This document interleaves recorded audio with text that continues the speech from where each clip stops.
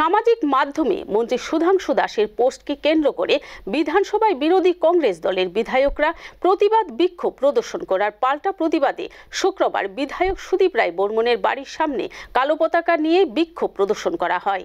স্ত্রী সুধাংশু দাসের সামাজিক মাধ্যমে বক্তব্যের প্রতিবাদ জানিয়ে বিধানসভাতে কালো পতাকা দেখিয়েছিলেন বিরোধী বিধায়করা। তারই প্রতিবাদ জানিয়ে আজ বিরোধী বিধায়কের বাড়ির সামনে হিন্দু ধর্মাবলম্বীদের একাংশ কালো পতাকা সহ বিক্ষোভ প্রদর্শন করছে। কংগ্রেস বিধায়ক সুদীপ রায় বর্মনের কোয়ার্টারের সামনে হিন্দু ভাইরা বিক্ষোভ প্রদর্শন করে কালো পতাকা হাতে নিয়ে ঘটনার খবর পেয়ে পুলিশ ছুটে গিয়ে পরিস্থিতি নিয়ন্ত্রণে আনে। বিক্ষোভ হলো, আমরা অ্যাকচুয়ালি ভারতবর্ষের সনাতন ধর্মাবলম্বী লোক।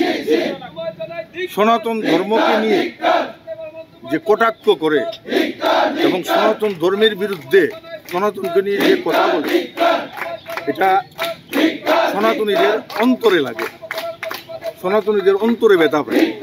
एक्चुअली सनातन धर्म जो वो धर्म है जो मानव कल्याण का रास्ता दिखाता है, सनातन वो धर्म है जो सबको लेके सबको समान भावे देख के चलता है।